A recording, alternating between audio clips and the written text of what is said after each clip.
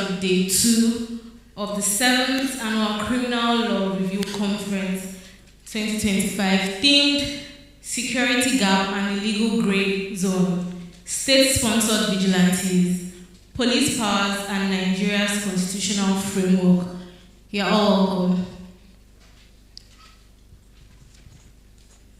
Here to chair this session is the distinguished Anozie Obi, MNI Life Bencher. A round of applause for him. He was called to the bar in 1987, a former chairman of MBA Cardinal Brand from 2003 to 2005. He's a member of the body of benchers from the year 2020. Another round of applause for him. Our lead presenter for this session is the distinguished Professor Aclrc, Senior Advocate of Nigeria. You're welcome, sir. He's a renowned legal scholar, practitioner, and consultant. He's a professor of public law, principal partner at Aclrc George and Partners, and president of the Center for Socio-Legal Studies. With over 100 publications, including books and articles to his credit, he's an accomplished author. He's also a member of the International Bar Association. Another round of applause for him. We have in our midst distinguished discussants on this panel, starting from Abdullahi Yahya, Senior Advocate of Nigeria.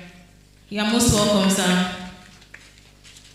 He's a distinguished and dedicated Senior Advocate of Nigeria, specializing in civil and criminal litigations, appeals, commercial and corporate litigation, and election petitions.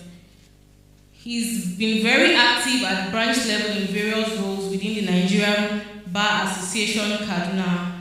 He's a registered capital market consultant. He was conferred with the rank of Senior Advocate of Nigeria in 2020. You are most welcome, sir.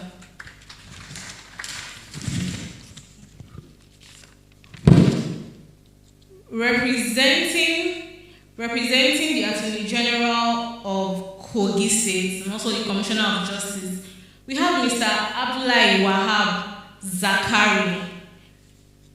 He's the former Director General, Kogi State Office of Public Defender and Citizens' Rights Commission. Currently, he's the Director of Civil Litigation, Kogi State Ministry of Justice. You are most welcome, sir. Representing the Nigerian Police Force, we have Chief Superintendent of Police, Kabiru Yahaya. He's the Directorate of Legal Services. Most welcome, sir. It is pertinent to acknowledge the presence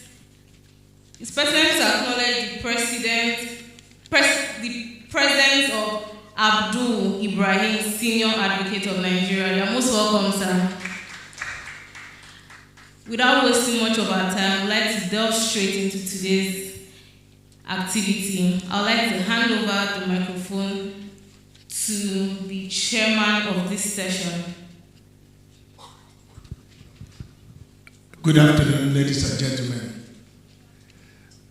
This session is running a bit late, but our business this afternoon is to talk about security gap and legal grey zones, state-sponsored vigilante, police powers, and Nigerian constitutional framework. The Nigerian Police Force was established in about 1820, variously as regional police forces before the amalgamation of Nigeria in 1914.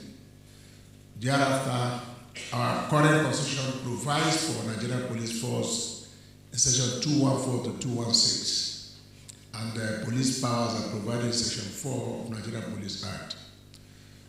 It is the police force as the key security agency. However, the states have formed all manner of police force, including Amoteku, Ebubago, and all the names we have grown to be familiar with.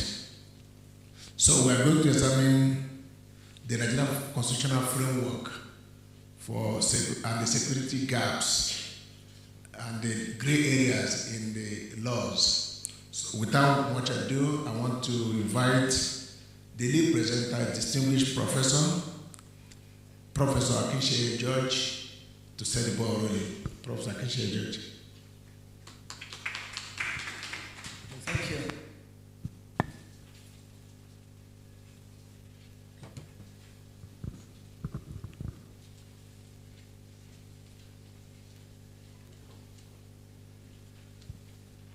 The convener or leader of the bar, Mr. J.B. DAUDU. Chairman of session, learned senior advocates here present, distinguished ladies and gentlemen. I'm sorry, I didn't mention my lords because I understand their lordships are the Nigerian Judges Conference, so I'm not sure there's any judge here present. Oh, there are judges, my lords, your worships, senior lawyers here present, distinguished ladies and gentlemen.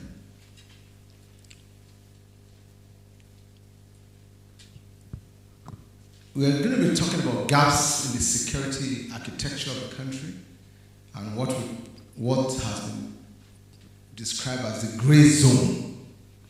In other words, areas that are clearly defined or clearly covered by the legal framework, and the implications of this for security and constitutional evolution of the country. State-sponsored vigilantes in Nigeria are armed or semi-armed community security groups that operate with the backing, authorization,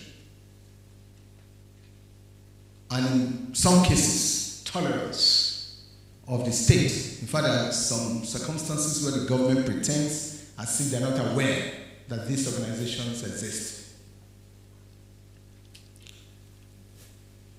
But one factor that defines all of them is that they fall outside the former constitutional security framework.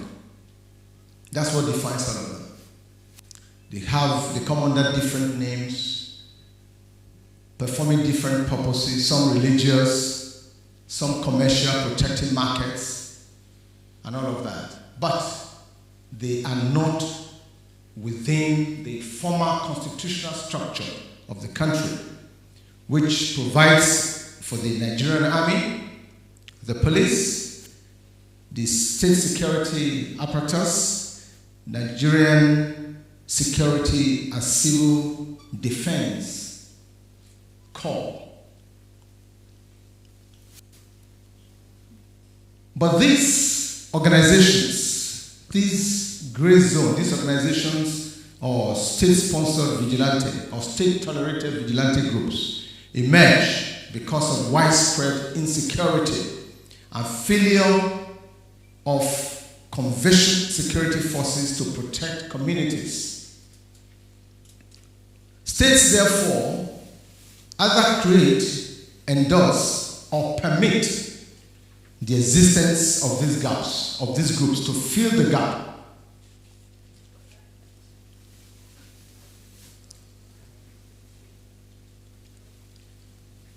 The reason they have become a subject of serious concern is because even though they are perceived to supplement the former structures, they often operate without clearly defined codes of ethics.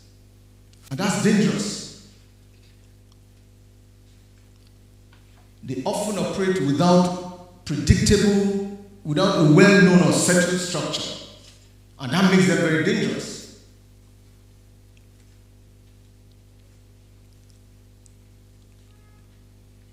These are some of their, some of the ways they operate. always, or most of the times, they operate at community or state level.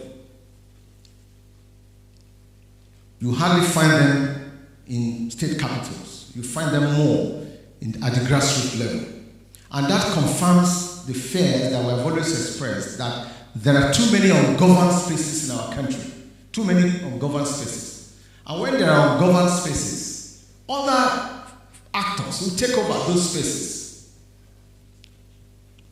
And that's precisely why we have these vigilantes. They receive a combination of funding, uniforms, logistics, and political backing, which are not even clearly defined.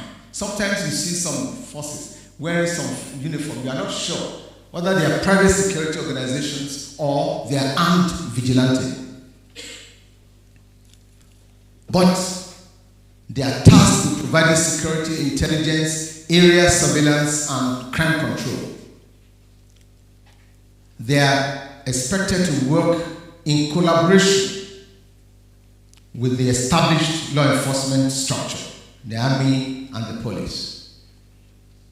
And they often derive legal cover. In some states, they are provided legal cover by the state laws, executive orders, or local government bylaws.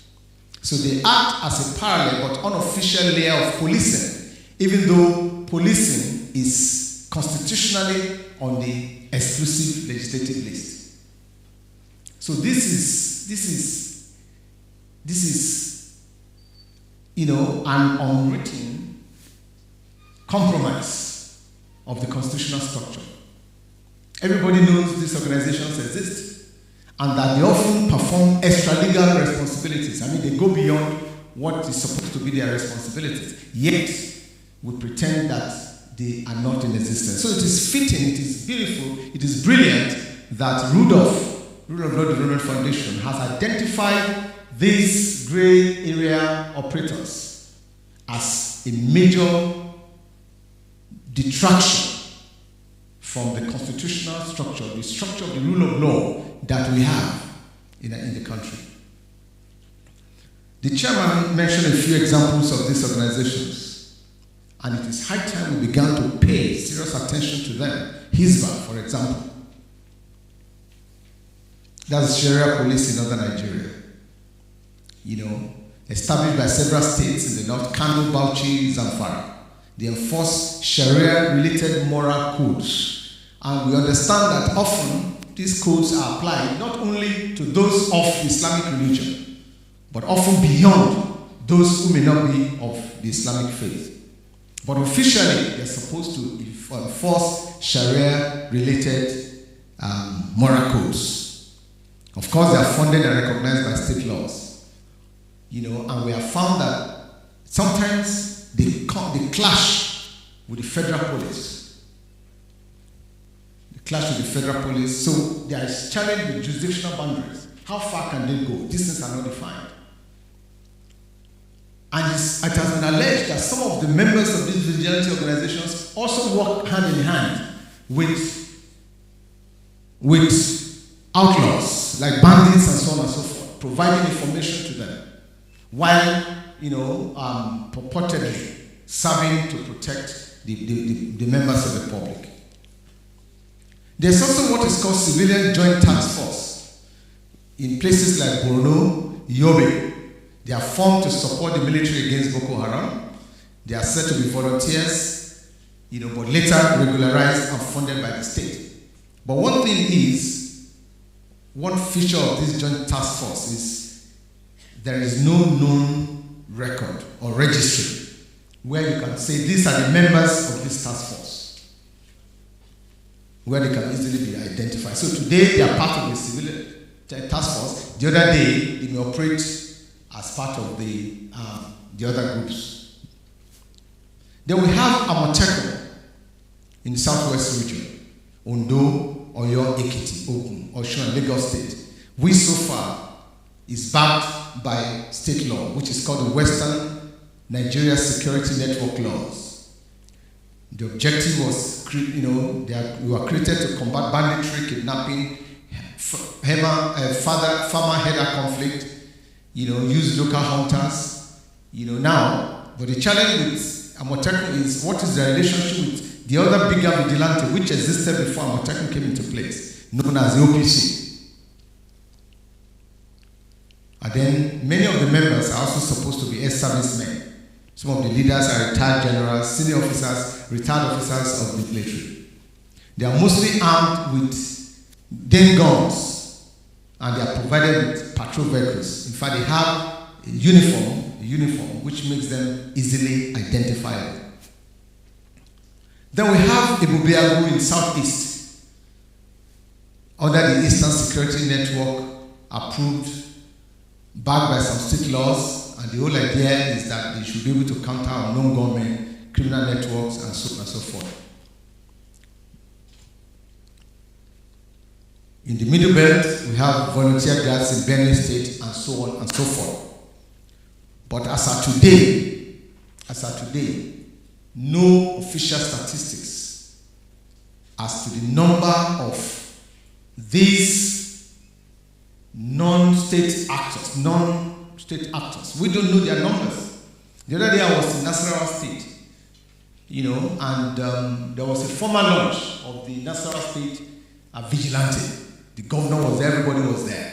And I asked, where are the codes that should govern this organization? They said the codes have been developed. I don't know whether, as of today, these codes have been defined, and all of that. So why do they exist? Why do they exist? Is it not possible to organize all of these people and make them part of the Nigerian police force? Is it not possible? Nigeria, a country of 250 million people with a police force of less than 400,000. And the number that is available for actual security duty is less than 50% of that number. That's about 200,000. To provide security for about a population of 250 million people. You can see the police-citizen ratio. It's one of the worst in the world. So, is it not possible that the resources that have been put together, but I understand that one of the reasons why these groups exist is that they provide a veritable means for spending the so-called security vote. So it has become a major channel for funneling resources. And once you say that, put it into security, it's part of the security vote. There's no need to account for it. So it has become a major leakage of resources from the system. Yet the police force, underfunded, understaffed, under-resourced, under-trained. Then the response of the Nigerian police, their response to distress calls is abysmal. It's abysmal. In fact, there are incidents when the police are invited, they are told that, and they come near the place, they say, and they hear the firepower, they say, we'll come back later.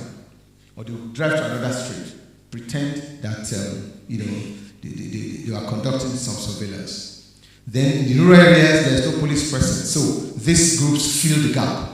Banditry, kidnapping, insurgency, terrorism, and so on and so forth.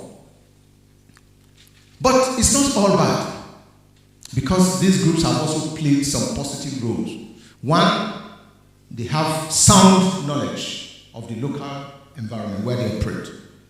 They know the terrain, the culture, and the language. They can respond. Where the police are not able to respond. Sometimes they do respond. Then in some places, they are trusted by the community. In some communities, they enjoy public trust. Then they're able to deter petty crime, and then they're able to provide support for the regular authorities. But the big challenge is they often commit torture. Many of them have set up detention facilities which are not guided by any rules. And lawyers don't even have access to these places. Arbitrary arrest, unlawful killing, enforcement of religious practices against people who are not professing the particular religion that some of these groups are established to promote. Then politicization. They are often used by powerful people for political intimidation. They are readily available tool from which talks can be chosen and deployed during election times. But the biggest of all the challenges is in regard to oversight. There's no oversight, no known oversight, no supervision, no accountability to anyone. So what do we do? What can be done? I think it's quite straightforward. There is need to conduct an assessment of the requirements of every ward. What does every ward in our country need in terms of personnel to be able to protect themselves? And then these people are recruited from that community, trained, and then a database is developed on them with the necessary checks conducted, and then placed under an oversight system. And then all of this must be accommodated under well-known legal regimes of state laws. Of course, they must be subordinate to federal law in order to avoid jurisdictional conflicts.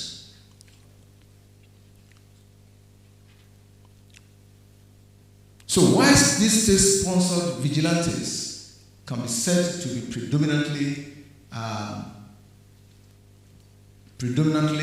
I don't want to use the word evil. No, I'm not using that word, because I've just identified that they also play some positive roles. It is, however, important that they should be properly structured, properly regulated, trained, and then brought under an effective oversight system and possibly integrated into the constitutional framework for law enforcement. In conclusion, one thing is clear, and I don't think any Nigerian will doubt this. Our current security system or current security architecture is not good, it's not fit for purpose. It's not fit for purpose. The impact of the government is not felt in the place where the majority of Nigerians live. And that is why Nigeria has now been identified as a country of particular concern. I don't think we should react negatively to this characterization, because I think there is justification for it. At the same time, it should not be a reason why Nigeria will be divided. It should be a wake-up call to for our government to look into these gray zones and see how can we take advantage, what are the positive aspects of these non-state actors, then how can we reform them, incorporate them into the formal structure so that the people of Nigeria can have some reprieve from the devastating activities of bandits, terrorists, and other agents of destabilization. I think I can stop here at this point. Thank you so much for your attention.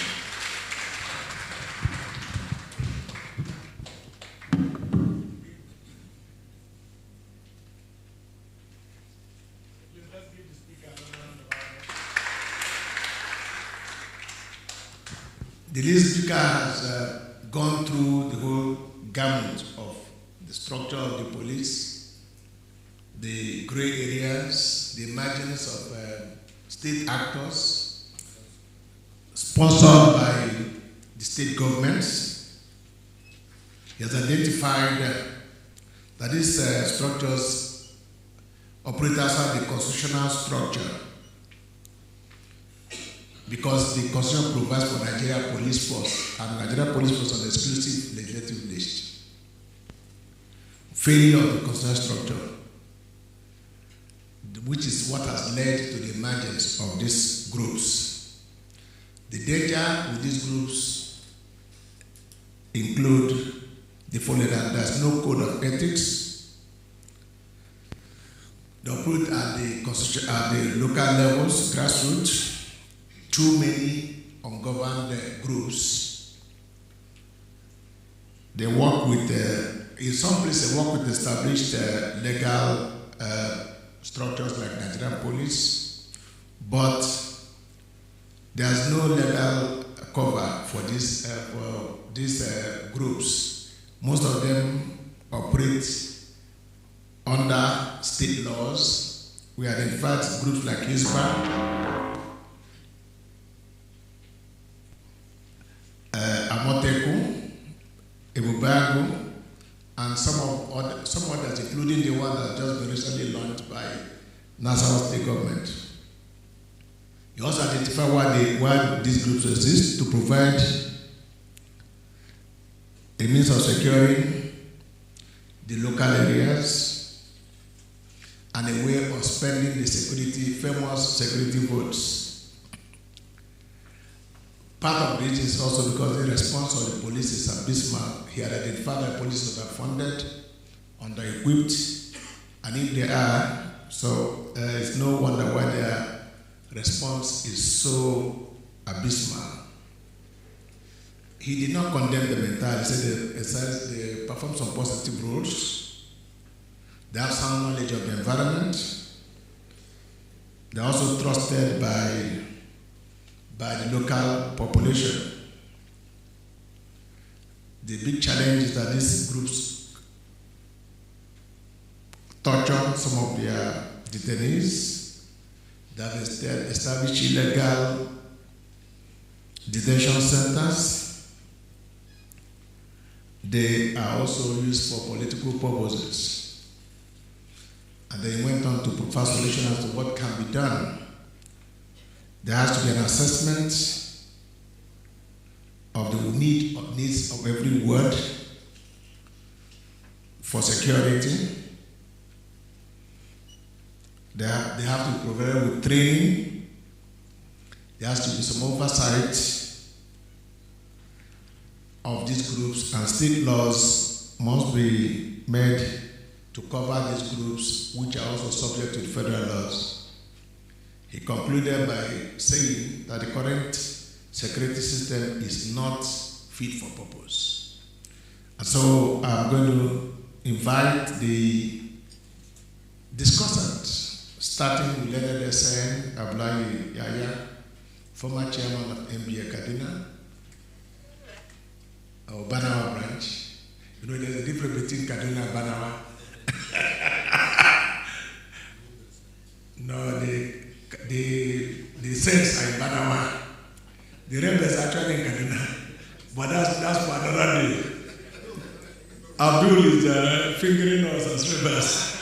And I know you point beyond me if that's what you're going to say. So the saints are in Banawa, led by the former presidents, J.B. Daudu and Lako Dobiyo.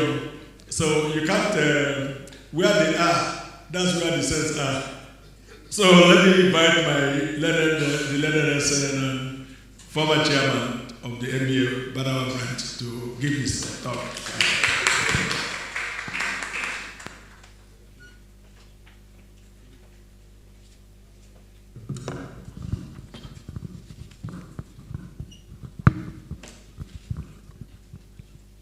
My leader, the convener and chairman of the Rule of Law Development Foundation, the chairman of this session, my lords, justices of the High Court and other courts who are here present, and those with us online, learned senior advocates of Nigeria, distinguished conferees. For want of time, please permit me to stop at that.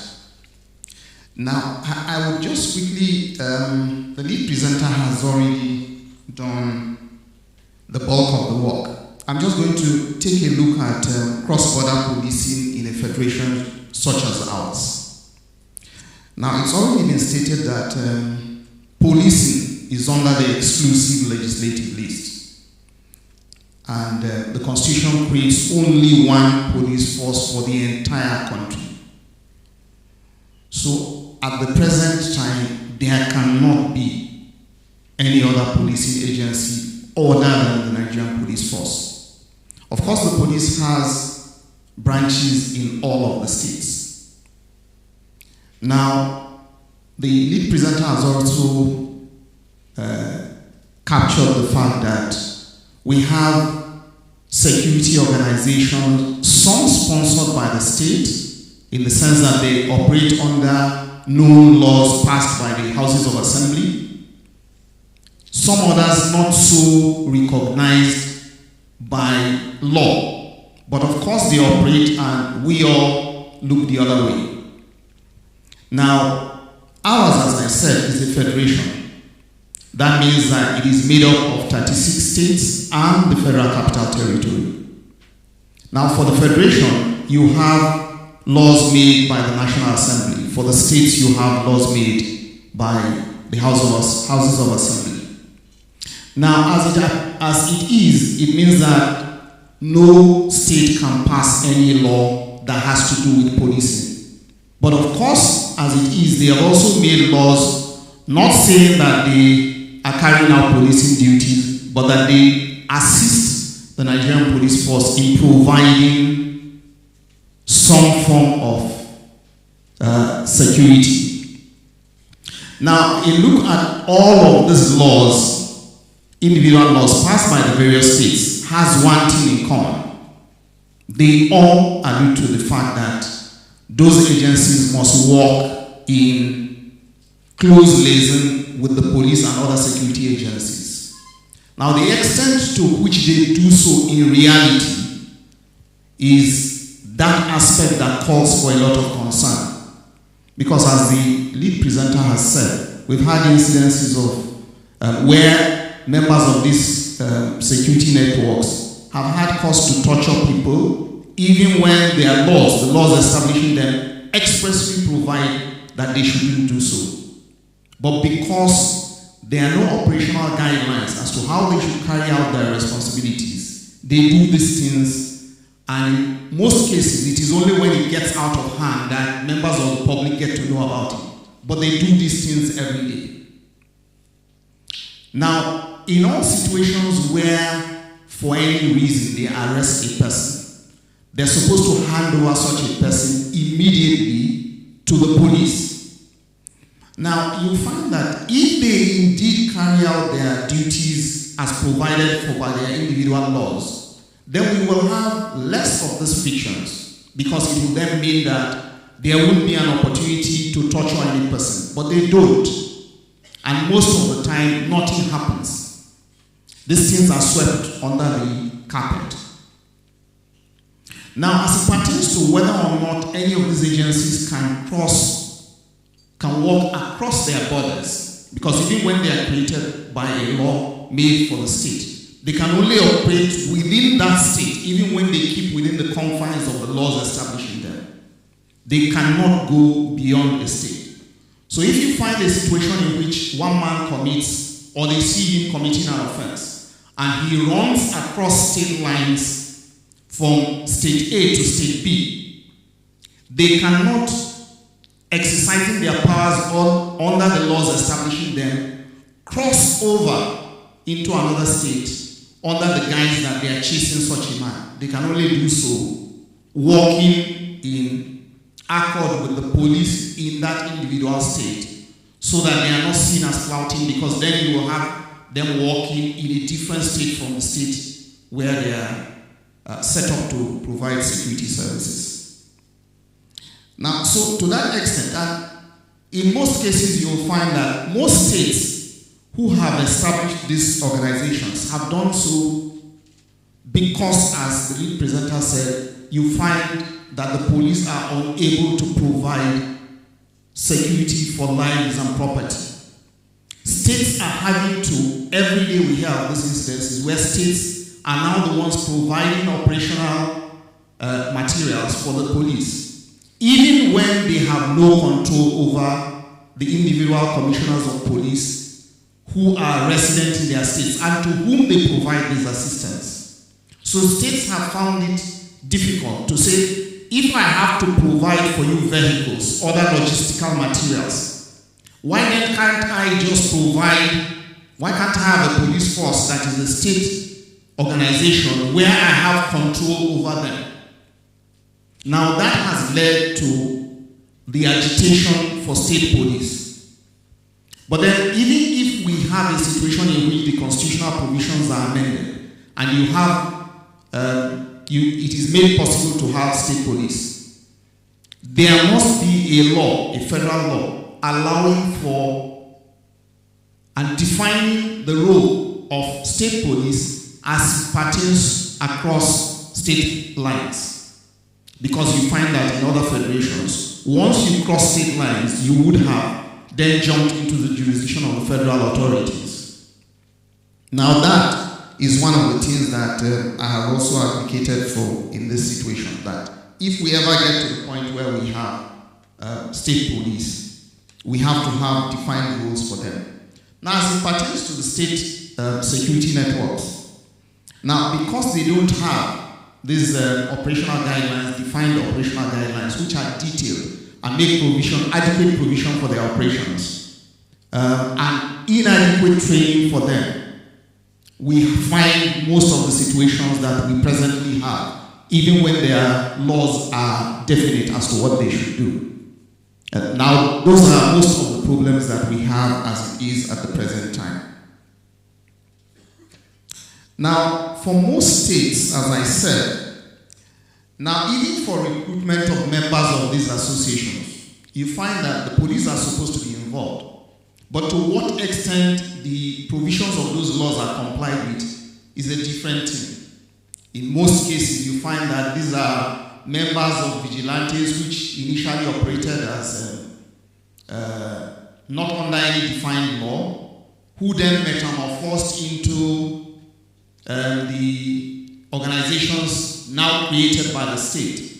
So you find that they have never had any situation in which you are having to vet members who then become members of these security networks. So in some cases, you find that those you are actually chasing, who are supposed to be thieves or criminals, are actually members of these organizations. And in some cases, they collaborate with these persons and provide them with information as to how to operate and how to evade arrest or evade detection. I think I will just take a break at this point so others can make their contributions.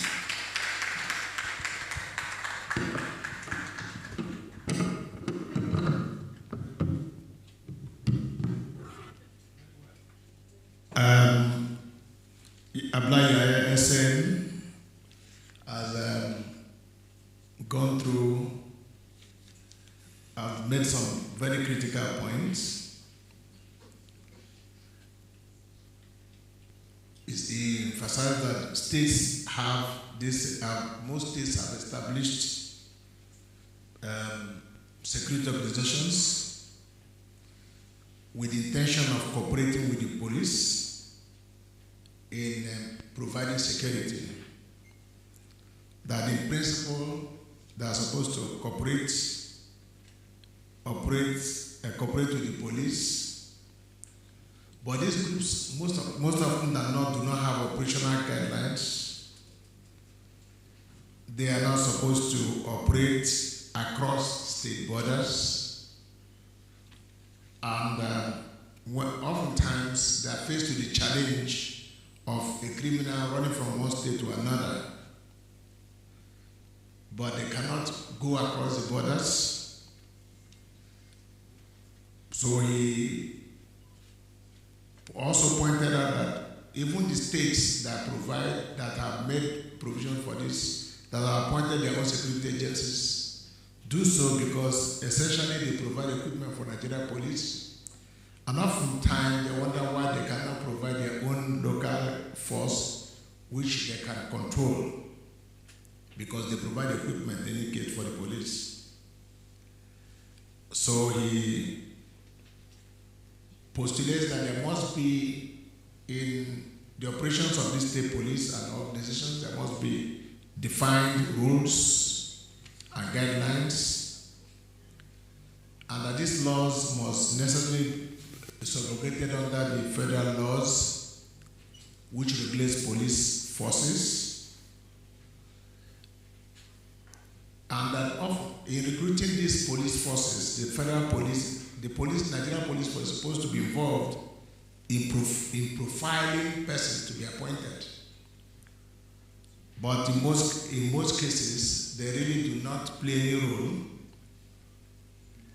and it leads to the position where those who actually are providing the security are actually the criminals themselves.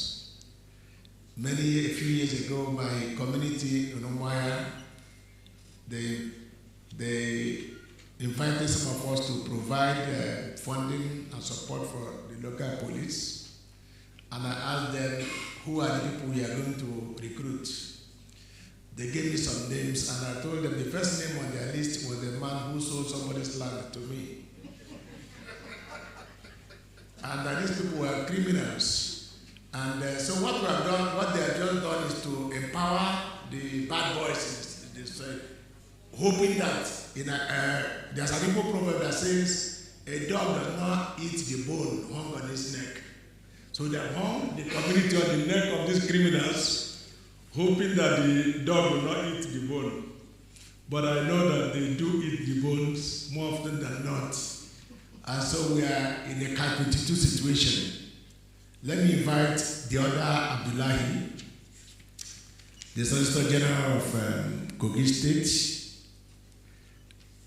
Abdullahi Wahab Zakari. That's another Abdullahi. Let's hear the other side of the Abdullahi. The other side of Abdullahi. Yes, I want to most humbly recognize the convener of this all-important program, our son from Kogi State, and will continue to identify with him, especially in building bridges and ensuring that we'll do very well.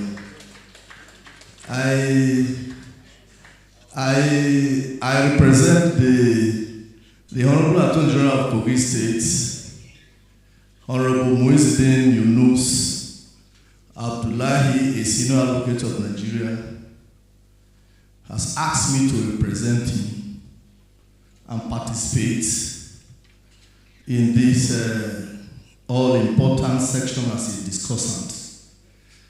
And of course, my mandate is to participate, make scholarly and intellectual contribution to this topic.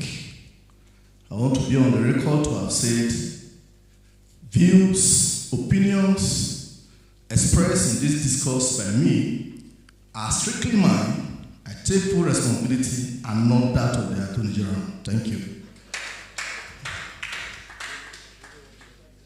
I will not want to go into looking at the exclusivity of the police as one police force across the country. That has been settled by earlier speakers.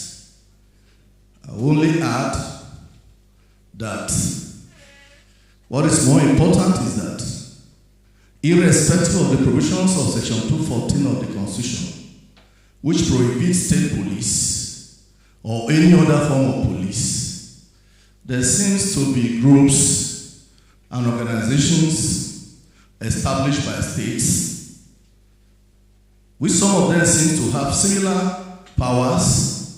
They have operational structure, like the Nigerian police, even though they are giving names. And of course, like the Prof has said, some of them they are not backed by legislation, but very many of them, like Kogi State Vigilante Service Group, is a creation of the State House of Assembly. And I think it is not very important for us to begin to look at the organization, structure, and administration of Nigerian police. Our laws, the Police Act, Section 215 of the Constitution have powerfully addressed that. And again, the concern is not whether other federal democracies have a decentralized police and Nigeria does not have. But the question is also, why is Nigeria practicing a federal system of government like the US, like the UK, and some other countries, and it's running speedily from the issue of state police, cause for concern. We want to pick from what is good, federalism, and we cannot pick those aspects that secures our systems in terms of lives and properties. That is not good enough. Again, it is also important to ask ourselves the surge in security concerns, as well as even frustrating constraints of the Nigerian police to discharge their traditional duties. We are also at home with the fact that we have state commands across the 36 states, and we have the governor as the chief security officer of those states, and the governor is so powerless as to give in orders. So what are the issues? Why are we still far? It is my opinion that those gaps are the gaps that the states are exploiting to establish alternatives to state police, and we must be careful about it. Again, I want to just be away from orthodox intellectual approach to these issues. I made two postulations. This is not too far from possibly issues for determination as we have in courts.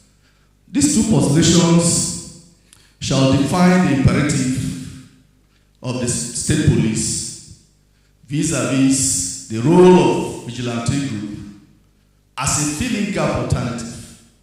And in doing this, Kogi State Vigilante Service Group shall be the springboard for this discourse. My first postulation is whether looking at the current surge and widespread sophisticated challenges of insecurity in Nigeria, which has taken the form of armed banditry, insurgency, farmers' header clutches, kidnapping for ransom, terrorism. The Nigerian police is not overwhelmed, whether the Nigerian police is not overwhelmed or have not seemingly failed in these statutory duties in providing security, thereby making a strong case for state police. The second postulation is whether the establishment of vigilante groups across Nigerian states, though seemingly a direct response to the security gaps, if weighed against backdrop of its human rights abuses, operational and institutional challenges, whether it actually reinforces the argument in favor of the state police. These are the two key postulations that will drive my contribution to this section. And then the very first one, which talks on whether the police are the current, widespread and all those things. It is not too easy to begin to say, to answer either in the affirmative or negative. Several factors will have to be taken into consideration.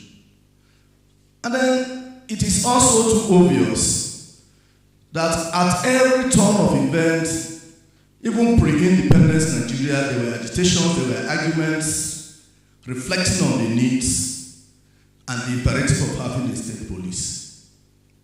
But it is still very far, like I've said, that we are not too close, we have stopped discussing it. Is it because the constitutional provisions that makes police exclusive is so threatening that provisions of the constitution cannot be altered to possibly make allowance for a state police? You know, when you look at all these issues, one begins to ask, to me, the solution to all these gaps is for Nigeria as a country to be courageous enough to take sentiments, to take feelings, because when we get down to the argument for and against the state police, you will see it clearly that none of the arguments against state police are founded on institutional challenges. It is strictly politicians who take the advantage of the police. They will take advantage of state police to oppress and suppress political opponents. This is the heart, because you will hardly find any argument justifying, and this is always looked back to pre-independence or immediately First Republic, and the consequence of what happened in the old western region and the northern region, respecting the use of the regional police there. So up to today, the strongest of arguments against state police is a recourse to that First Republic experience. Can we actually look at it critically and say, we have moved, we have experimented, the country is now matured to look beyond the First Republic and think proactively. And then those are the issues. But the truth remains that scholars of people like Professor Ben Aclrc is of the opinion that you cannot speak federalism as of choice and you will not apply all that federalism entails. It was his opinion that it is incompatible with the autonomy of a state government, that a federal force on which it relies to maintain its statutory and to enforce its law should be under the control of the federal government. Presently, that is what I quote and unquote. That is precisely what we have now at the federal level. Yes, you have states. These states are supposed to operate. You have governors tagged as chief security officers. I wonder if governors do not establish vigilante groups. Where would they actually exercise their powers of chief security officers? Because it's actually very difficult for them to give a command and then the police takes it instantly. And just like the prof has said, vigilante has good sides, there is no doubt about it. They play a valuable role in crime control, notwithstanding the abuses occasioned in their work from time to time. And then there are so many arguments by the proponents of state police. I'm dwelling more on state police because, to me, it will fill the gap and to solve a lot of problems. It will also structure whatever vigilante service you have at a state level. The Awolowo of blessed memory, his group in the pre-independent agitation for a state police, they submitted 4 grounds. And each of these 4 grounds, you will notice that they are as useful, as important to today as it was in those days. And one is that it was wrong in principle and relating in practice for a regional government vested with power and authority to maintain law and order to be without the means of discharging its responsibilities. Inevitably, that is why states have recourse to vigilante service. And I think it still stands today. The second reason they gave is that there is no constitutional precedent in the federal constitution of British Commonwealth, except the Federation of Malaysia, to justify centralization of the police proposed for Nigeria. So, what it simply means is that almost all federal structures across the globe practicing federal democracy have a centralized police, except Malaysia.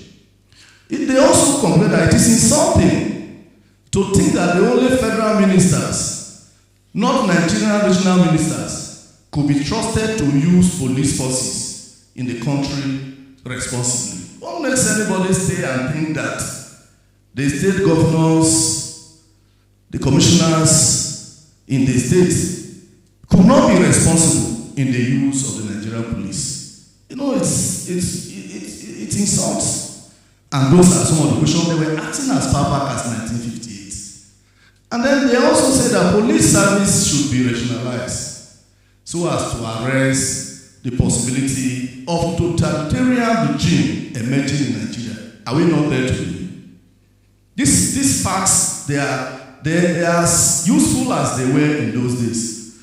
You know. So, and then the argument in favor of the police, people have condemned it to an extent that you begin to wonder whether governors and chief security officers have no votes or they could not even control anything in their states. And I think this is also a threat in a way, because where a governor feels that I can only answer whatever the president or the inspector of police directs, the police will hardly listen to me.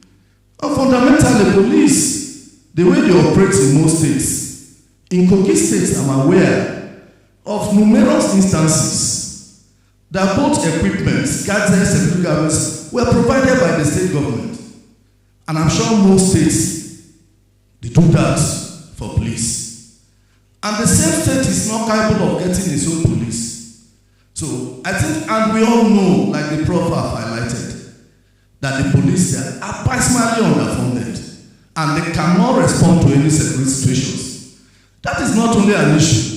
If you go to a village, in my state we have 21 local government areas.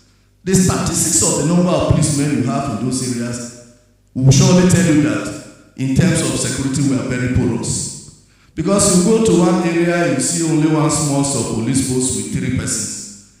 And in that very community, you will see more than 2-3 sets of vigilante groups quite close to the people. Though with challenges, they also have some level of effectiveness.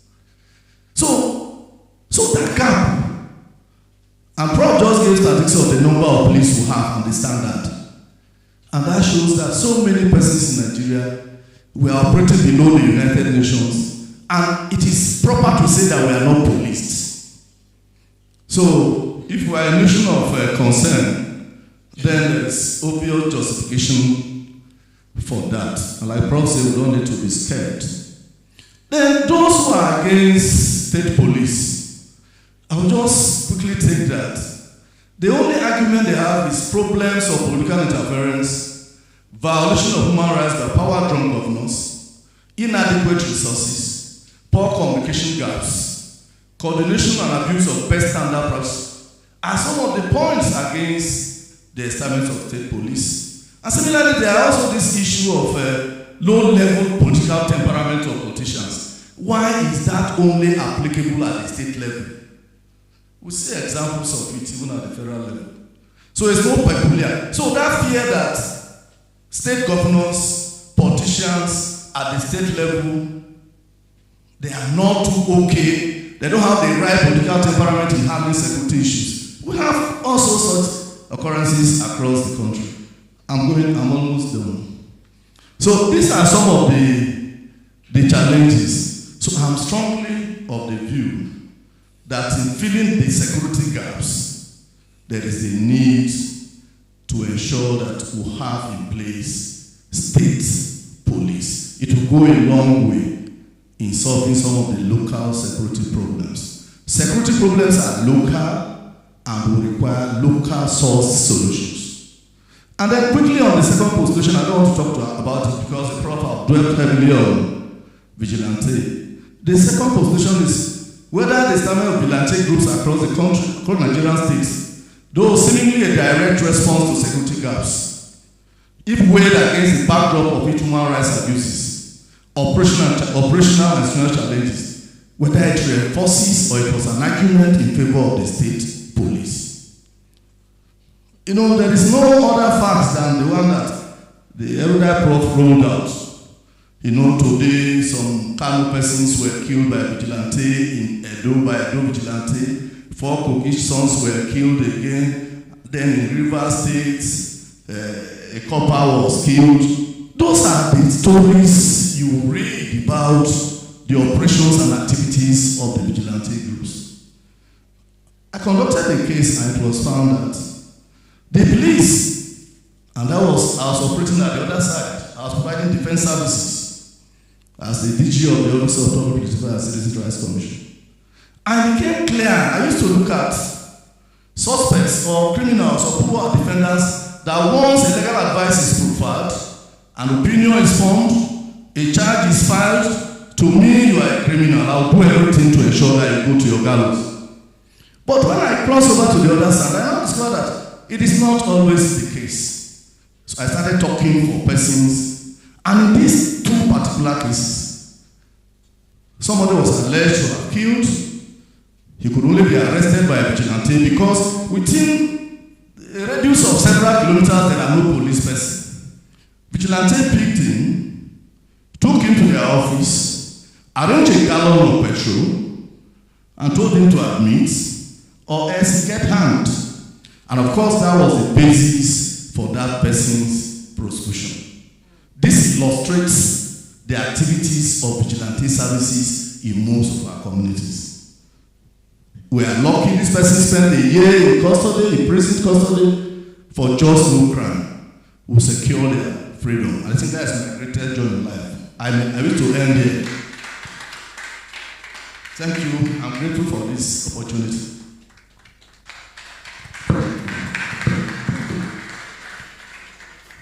Please give Wahab another. As he has made in his paper contribution, he took first of all, he took responsibility for all he was going to say. So he took personal responsibility. And he went ahead to pose the questions as to whether looking at the range of security concerns, Nigerian police is not overwhelmed, and thereby making it imperative for us to have state police. Secondly, whether Nigeria should be bold enough to establish state police and to take responsibility for and all that.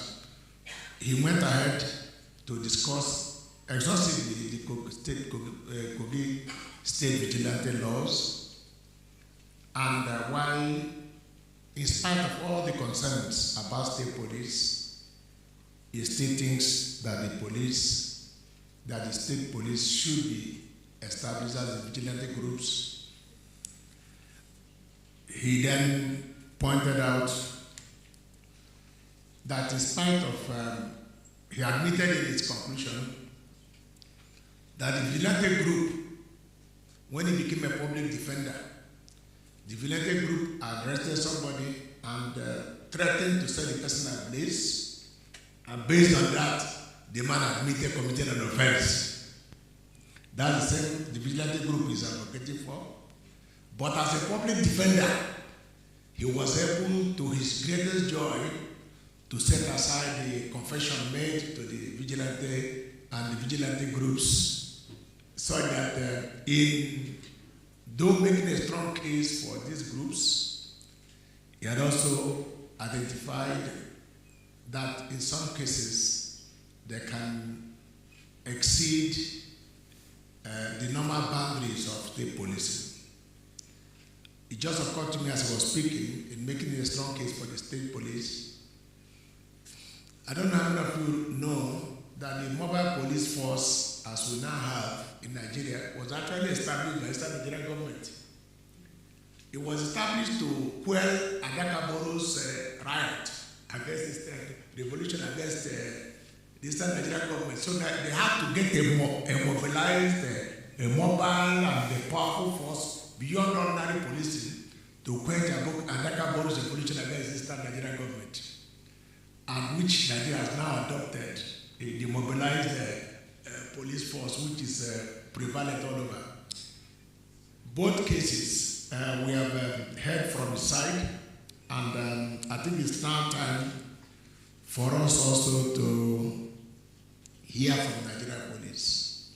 You know, both discussants have spoken from the other side. Some making a case for the police and also chastising them in their own ways. I'd like to call CSP Kabiru Yahya to speak for the force which he represents. Let us hear from the horse's mouth.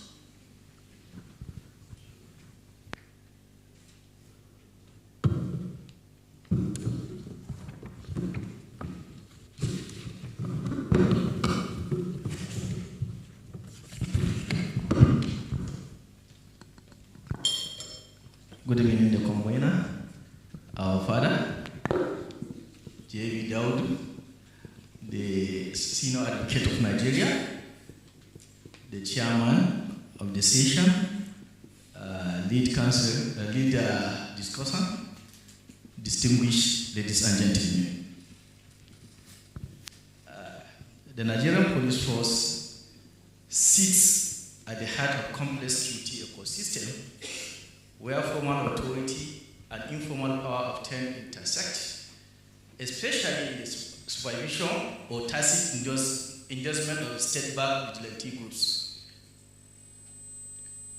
While the force is constitutionally mandated to uphold law and order, chronic underfunding, limited training, political pressures have pushed many officers to rely on the community militia to fill gaps in patrol, intelligence gathering, and crowd control, creating a de facto partnership that blurs the line between official policing and partisan enforcement.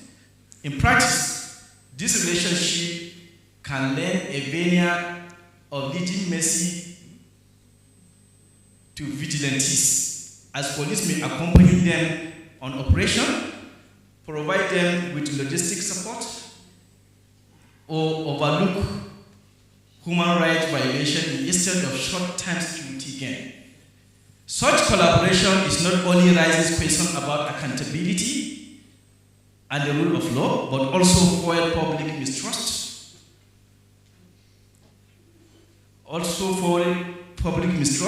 As citizens struggle to discern whether the police are protecting them or mere sectioning as judicial actors.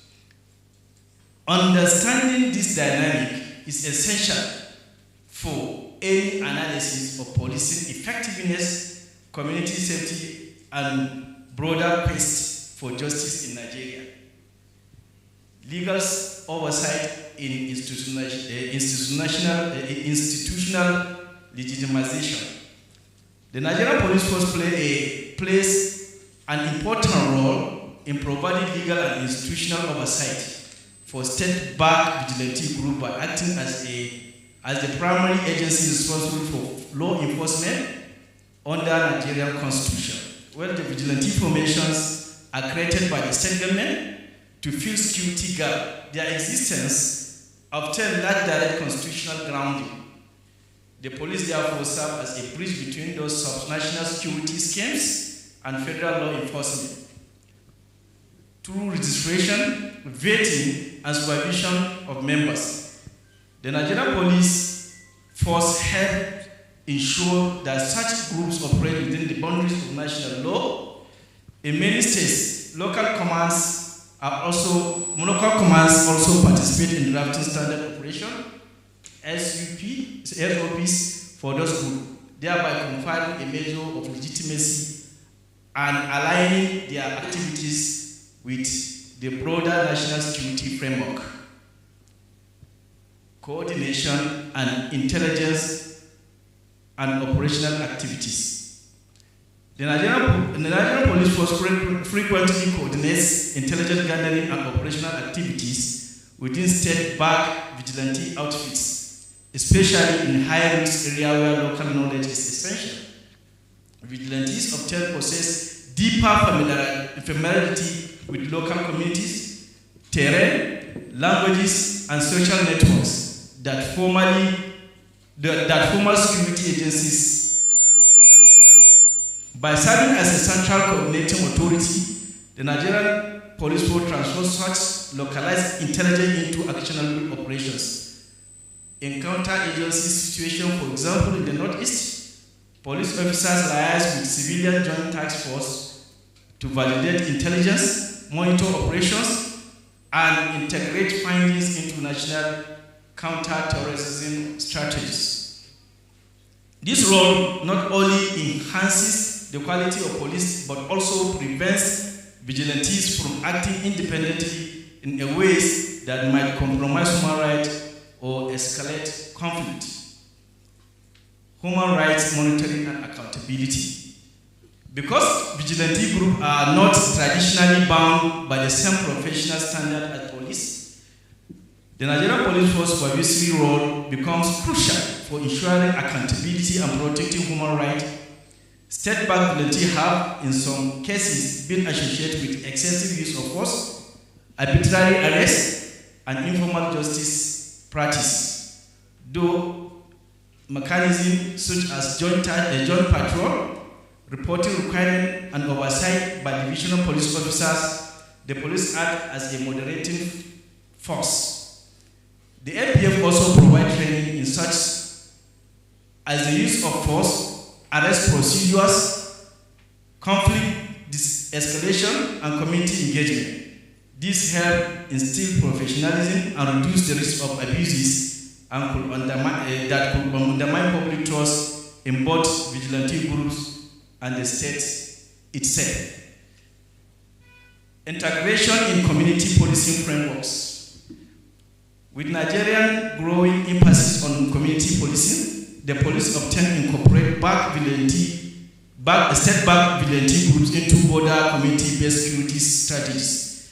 Vigilante act auxiliary forces that complement the limited manpower police, especially in rural hard-to-reach areas. The police integrate those groups into neighborhood watch program, emergency response system, and local security committees. This creates semi-formalized collaborative environment in which vigilantes support the police in low-level crime prevention, where the police retain authority over arrest, prosecution, and the use of firearms. Such arrangements help to ensure vigilante efforts remain aligned with democratic policy principles, regulation of arms, authority, and the use of force.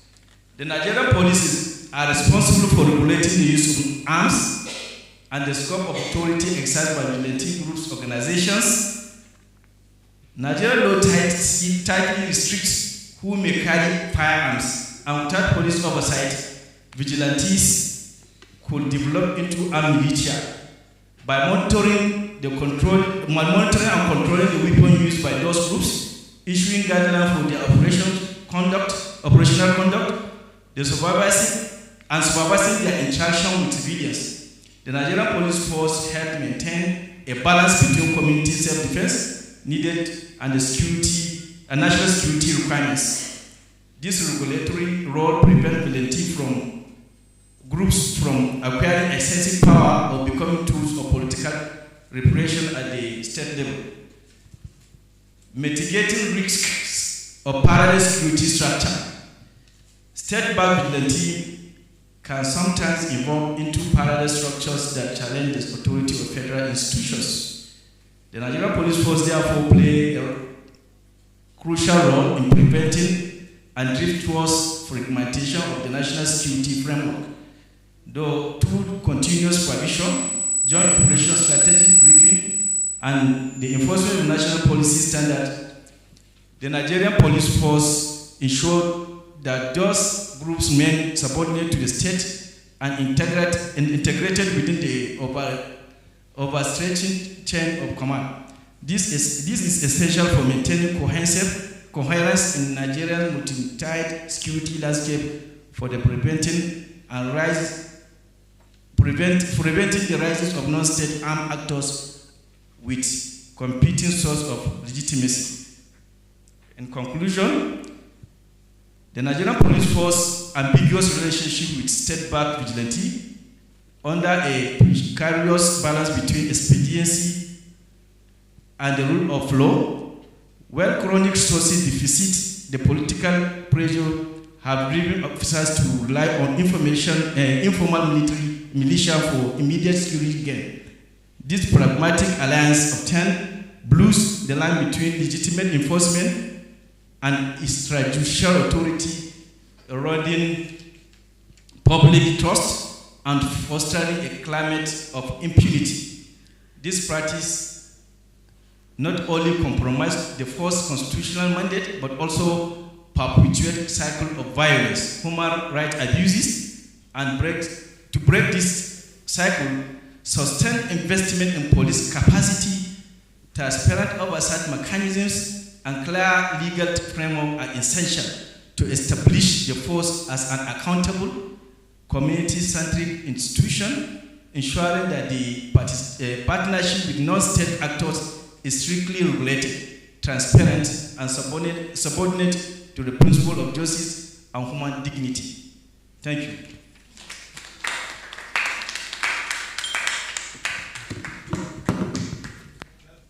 Another round of applause. CSP has spoken very strongly for the Nigerian police force, but going through the gamut of his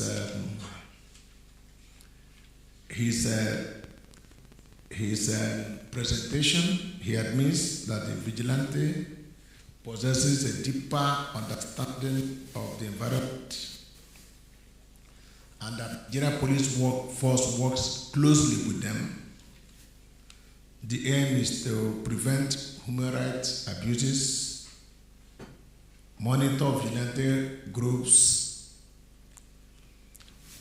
and provide training for vigilante groups, integrating the vigilante auxiliary police with Nigerian police force, and informal institutionalization of the control and regulation of use of firearms. So, even though the police is entitled lawfully to bear arms, the vigilante groups bear arms and they provide training for them. There's an informal integration of both groups, and so he's asking, in conclusion, that there's need to provide a balance between the vigilante groups and the police, so that the partnership can be made workable, because the Nigerian police, by his admission, is overwhelmed and cannot effectively control, can manage the whole gamut of the day. But that's how, what I understand him to have said. Yes. So that is the summary of his paper. I want to congratulate him for his bold and courageous and audacious admissions from the podium. He testified from the dog, and so you cannot cross-examine him.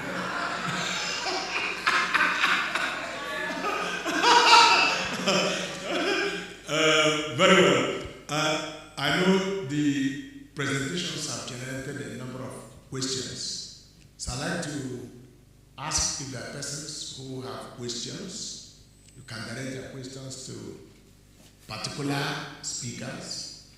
And I'll give the speaker the last chance to summarize what we have done here today. And for us to then go with a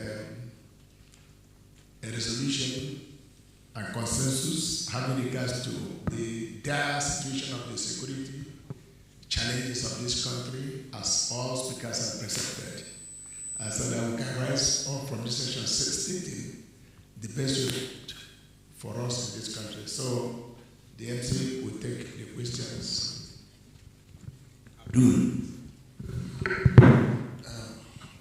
Let me thank you for the question. Now, my major concern is very simple.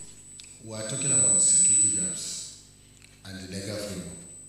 Now, if we go to the Police Act, it is only the police that is saddled, the open order shall be responsible for maintenance of law and order. Other bodies that are created are to assist the police. And I know in the Police Act, there are areas for communal partnership and collaboration so that you can effectively take care of these things. Now, with the greatest respect, talking from a very practical point of view, I think we have been very, very unfair to the police. And the police too have been unfair to themselves. Now, why do I say so? I can recall as a young boy, maybe in the 70s, 75, 76, I used to recall that the police used to have a fuel dump. They had a printing press. They had where they produced their uniforms. Now, even their boots, now all these things are not there. How do we get to this stage? You ask yourself.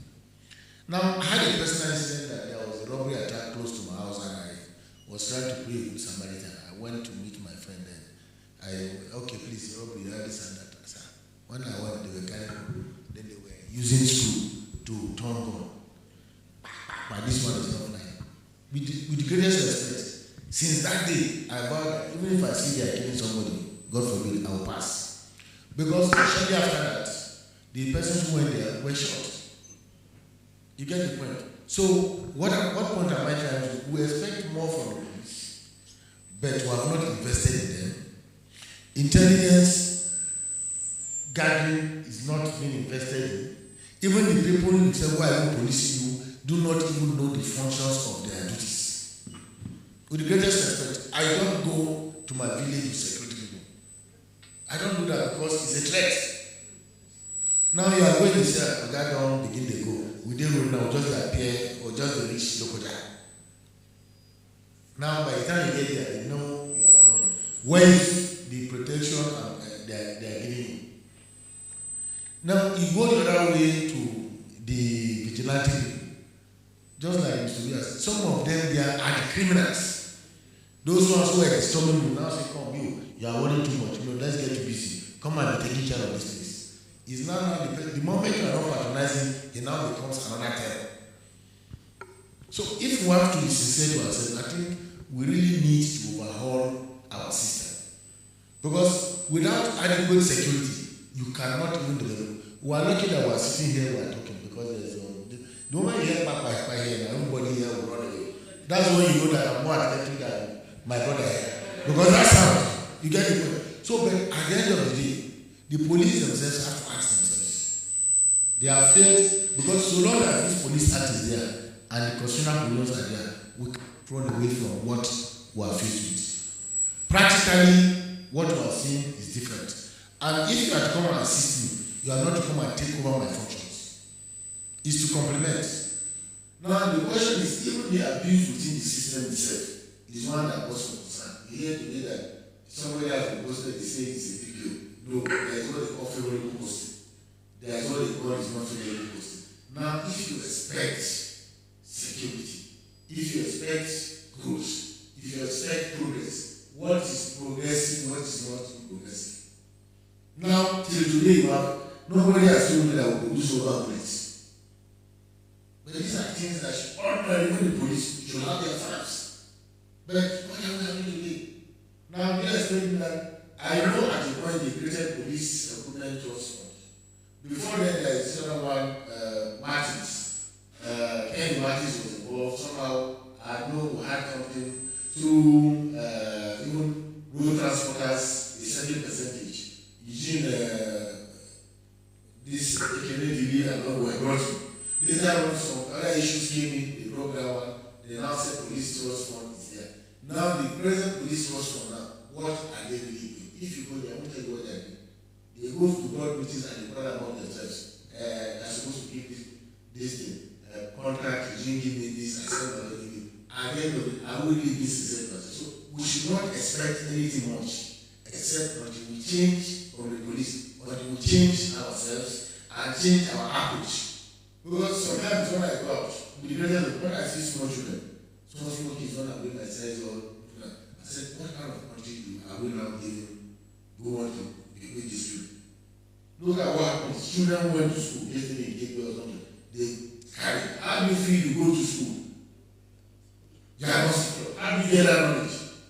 Now, if you pass through that trauma, how will that child, how will he come up? Is that the guy becomes more vicious? Or he does not finish with another person? So let us look within. The police too should look within. Your duties remain your duties. But I said that even when funding comes, a lot of things goes like this.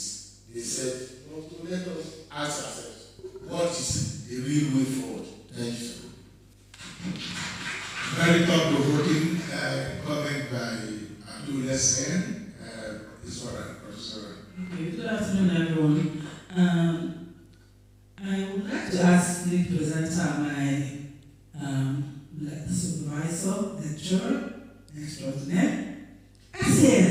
In view of the discussions and everything all around, would you still maintain that the constitutional provision be maintained? You know, I heard you saying why not put them all together, let them become part of the police, because we don't have enough police. Yet we know that we have, even the not enough police we have, are quota to big men and to young boys. So, and from all the discussions, even from the police themselves, it has become obvious that something not called state police is already, Kogi has admitted, in existence. So why are we pretending about it?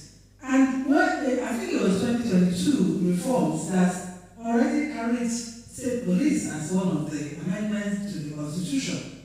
Why are we hiding our head in the sand? Why don't we just create state police and then talk about how they're going to function? Because we have all these hybrid systems. My former gate man had my front door key, I didn't know. So he came in and then disappeared. But the person who brought him traced him to his house, his village in Bauchi. And then we said, okay, the police took him in. It was a, how do you say, small police something. So they held him there. And then the CJC who were working with us said, Madam, you will now pay for us to get permission from the police to go and arrest him. And we can't go, one person can't go and arrest him, so you need to pay for the transportation of the two CJTF who follow him there and go and, of course, give the transportation. But first, I have to go pay the police some kind of permission. And we're not talking that kobo, right? There's money attached to every end. Then that police outpost in Bauchi now said we have to send money to feed him while they're holding him. Yes? Yes. Yeah. They will have to send money to feed him. And we're better hurry because it's village people who want to overpower them. There are not so many there. And I asked all of them, Oga, the man stole from me. I haven't seen the things. And now I'm going to pay out of pocket for all this to bring him here. And when he comes back here, he's already saying he's sorry. That's all he's going to say.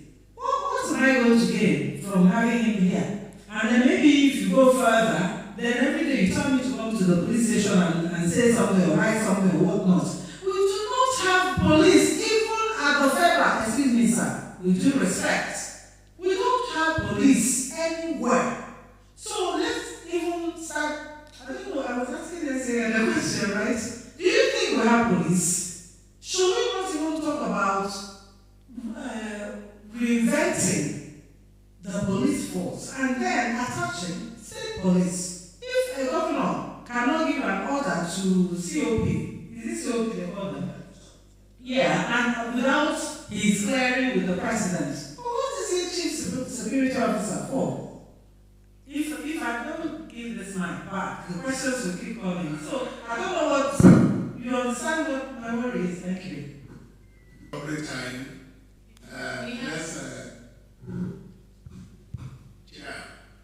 let's take the questions. Let me stand on the protocol writing examination. My name is Monday Ajay.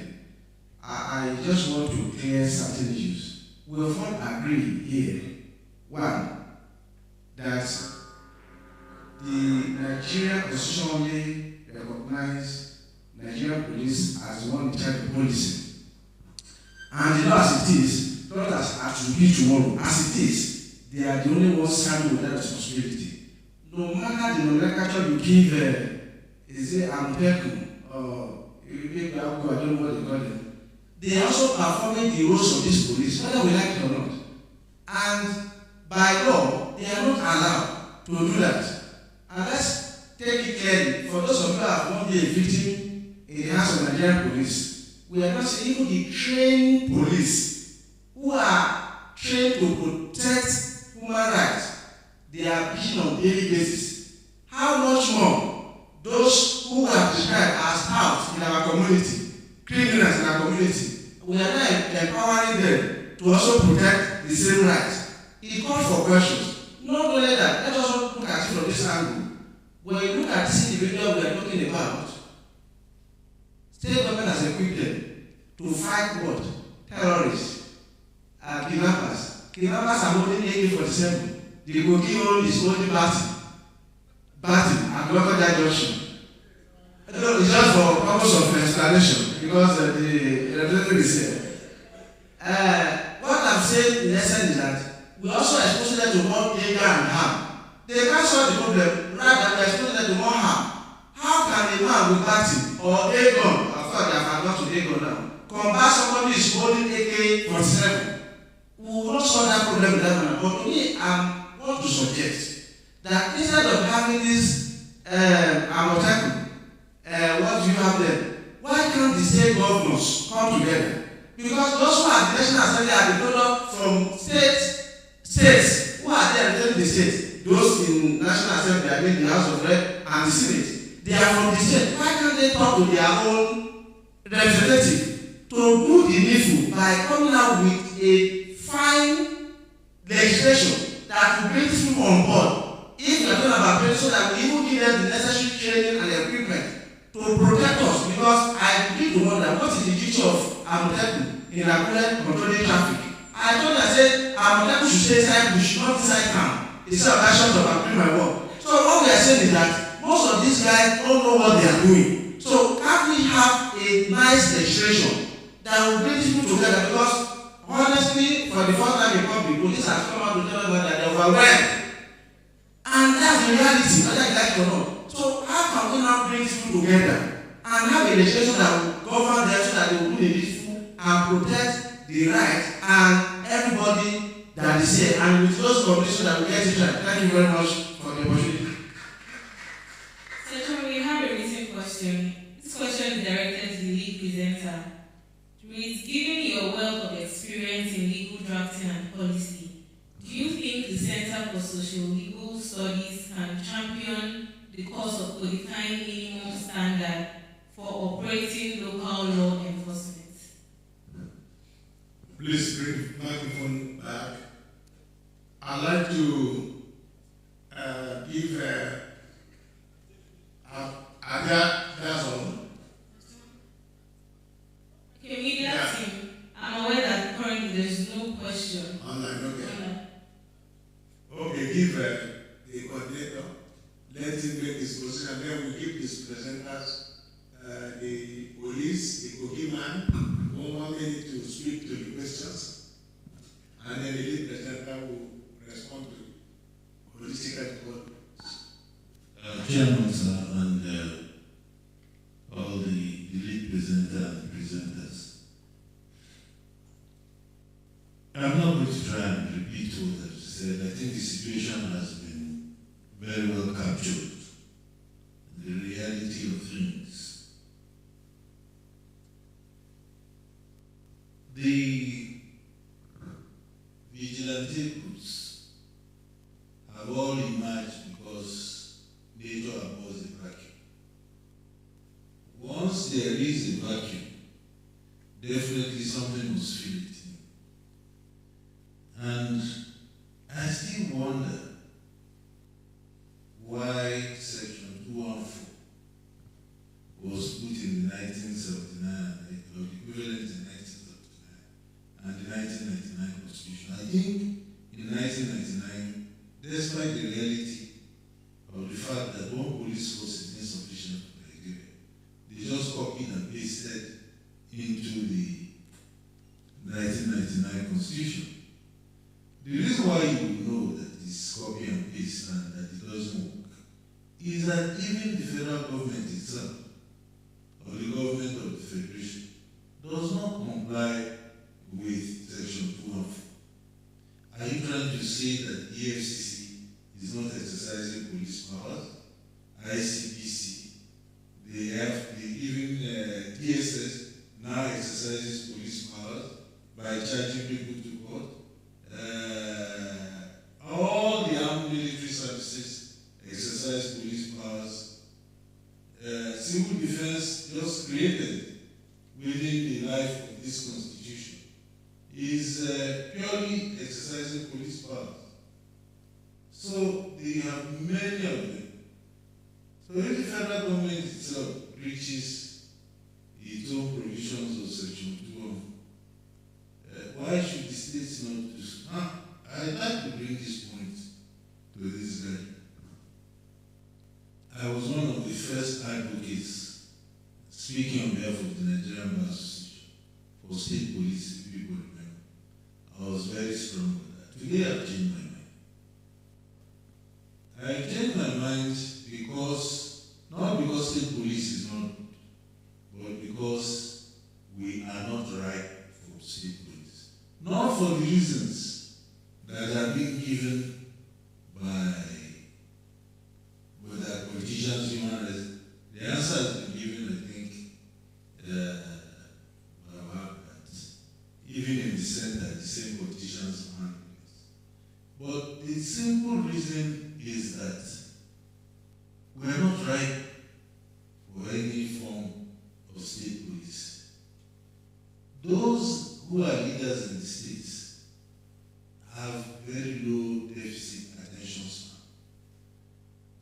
How can they put the state police in place?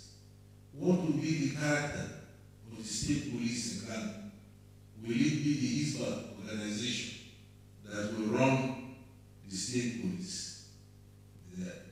In the western states, will Amotebu emerge as state police there?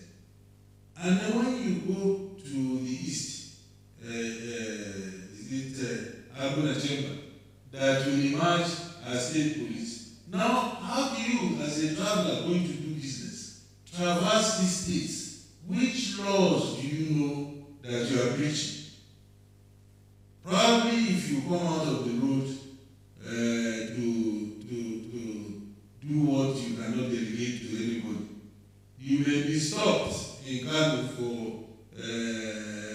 one offense or the other.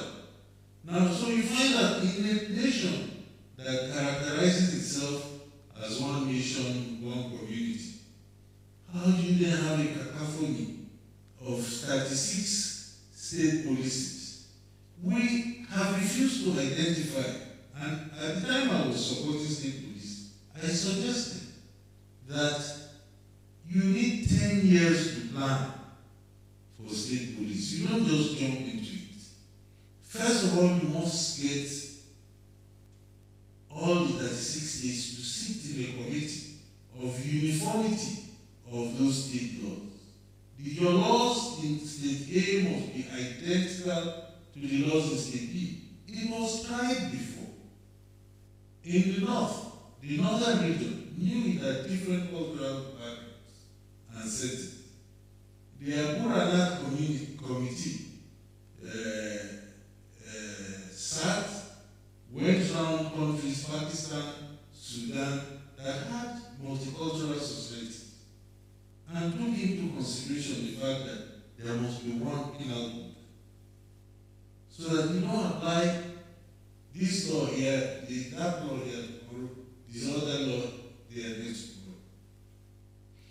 tomorrow. And Sudan and Pakistan that we learn from, just like we have jettisoned our uniformity, we jettisoned it during the plan to enact Sharia laws in the north. And we have seen what jettisoning that did, because that is the forerunner of banditry and all this, what do you call it, unguided species, that ungoverned species that you have. Because the laws no longer became certain. Anybody could, under the guise of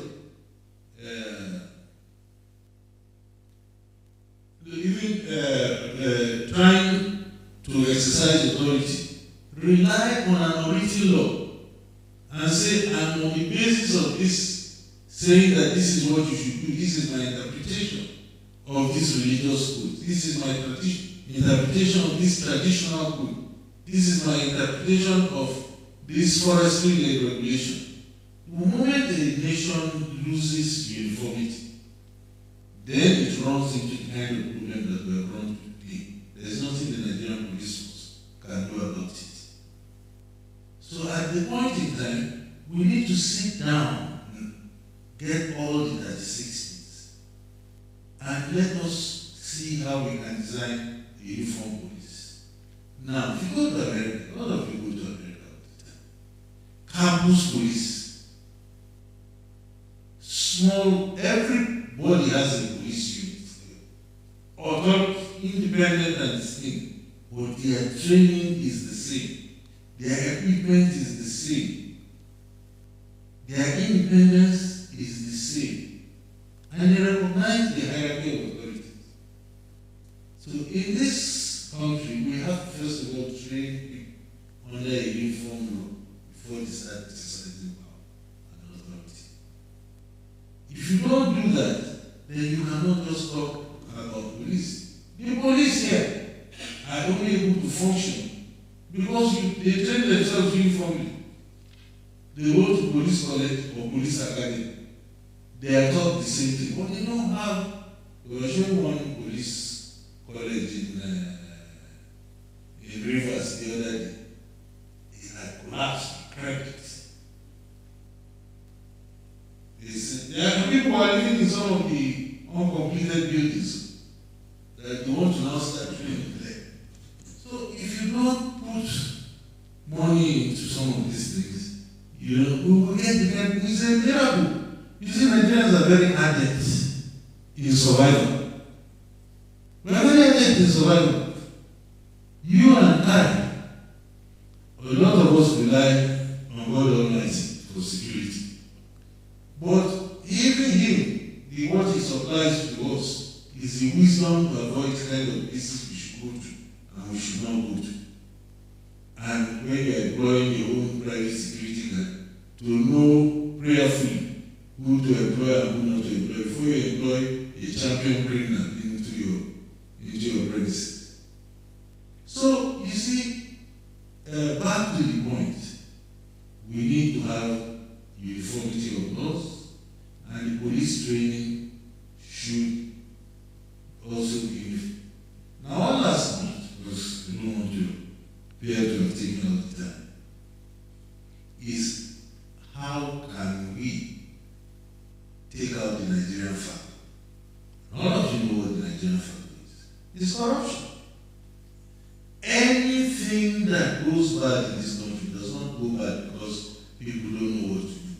It goes bad because people are corrupt. This is all. You, when you went to Bauchi, you didn't go to Bauchi, okay. What frustrated you there was corruption. Yes, what frustrated you there? They were seeing you now as the new ATM that week machine. So the police will give you reasons. When these monies are released, I'm sure every last coup of their budget is released. But if it's not released, it's because we know what goes on between the people who have good budgets and for them to collect their good. Let's say the truth. Then from the top, monies may be meant for, I don't know how many divisional police officers they have. But do they get all what they need to get? If they don't get it, why? Imagine one vehicle, one functional vehicle for an entire police station. In the middle of Abuja, and overnight, you may have 30 emergency calls. How can any human being, and not that I'm defending the police, humanly possible, attend to all that? Of course, we will find reasons for you to tell you, you are hearing AK-49, you are calling AK-47. No, you say, they now mature to higher grade of this thing. When you hear the sound of what is coming out, even the policeman who was given only 4 bullets, he will hesitate to move out because the survival instinct, he doesn't want to die. Now, the most important point is that let us call it speed. I'm not only saying the police is corrupt, but there's corruption in the police. Starting from the checkpoint, starting from naturally, it may not all of them are bad things, but the majority are. And because you have this situation, one day I was even jokingly saying, that can the police promise us, let them choose between Sunday or Friday, one of those 2 days, or so that on those days they should not collect anything extra apart from their salary. Maybe when the Spirit of God begins to minister to them, they will extend it to Monday or Tuesday or Wednesday or Thursday. But that thing is killing. And when you get too comfortable, and I'm saying so, it has affected our military too. When you get too comfortable with illicit, illegitimate, illegal funds, and you have a lot of money in your pocket, and your wife can go to the market and refuse to price things when other people are pricing. Customer, reduce this for me, she will say, add money to it, I will buy it. Because maybe the other night, about 10 million has exchanged hands, and Oga has brought 3 million for the woman to go to the market. So other women cannot compete there. All I'm saying is that when you are so comfortable with the process of corruption, the last thing you want to engage is your life. That is why when there are difficult situations, difficult circumstances, even our military do not want to go. Because they have now become too comfortable, too rich, and they have lost sight of the original objective for which they came into those professions and services. The solution is not in this ground we are doing. The solution is for each of us before it gets too late, because it will soon get too late. Before it gets too late, let us do, like the last speaker said, self-introspection. Let us, because young ones are coming up, and the young ones are worse, because they are beginning to think that money answers every problem. Money does not.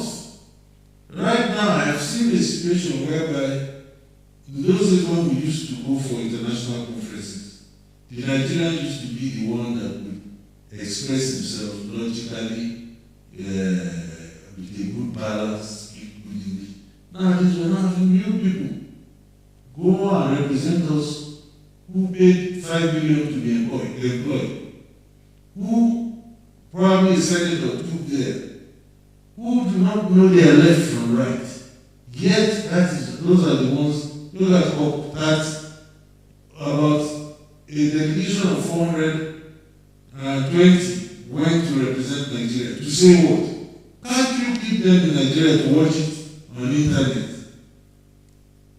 And the hall itself, the hall where they did it, did not take beyond about 200 people.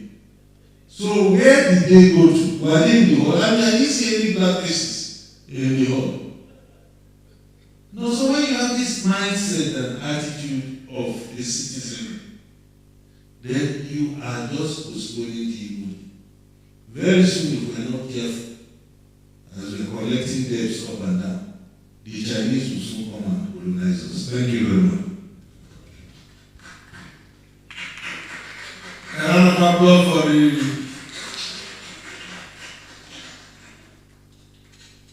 Now, I'd like to give Wahab, I'd like to give CSP Kaduru 1 minute. After him, Wahab, and then the lead presenter will respond, react to the questions. Ladies and gentlemen, what I want to even reply, the senior advocate has already said it. The issue of this, what happened to her in Oji was not there. But I'm the one you are talking to. The budget, the Nigerian police budget they are on their budget. That's the truth about it. The police station, I don't think they are collecting up to 100,000 naira quarter. It was that money, it cut out for the feeding of inmates, fueling of that vehicle, and repair of the vehicles or the stationary in the place. That's the truth. Let us say the truth. We need to increase the budget and make sure that they are following it properly. And this kind of gathering, the National Assembly was supposed to be here to know exactly what is happening. Yes? So they are not doing all these things. When the police complete all their budget, when they see the pocket of the money, they will refuse to give it to the police. And we must have to invest in security if we want to get security. That's the truth about it. Thank you very much.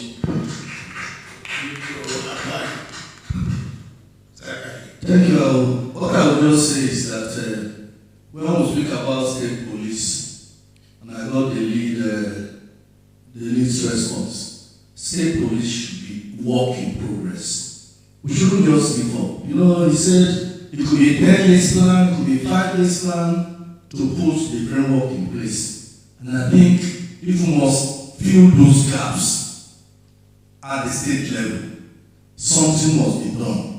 You know, we notice that vigilantes are such powerful in some countries that even, I think, Sudan, that they were almost running over the government. So if you have more than 10 vigilantes, to me, it could be, I cannot even take the number of vigilantes I have in my country. I only know the one that the law established.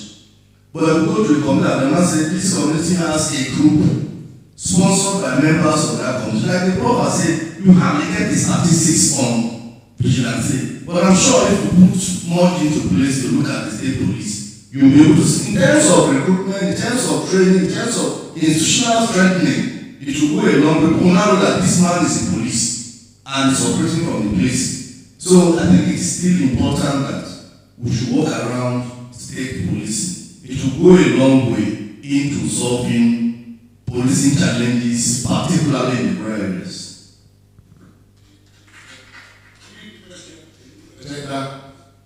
And then he would respond to all. We have a question directed to CSPIA.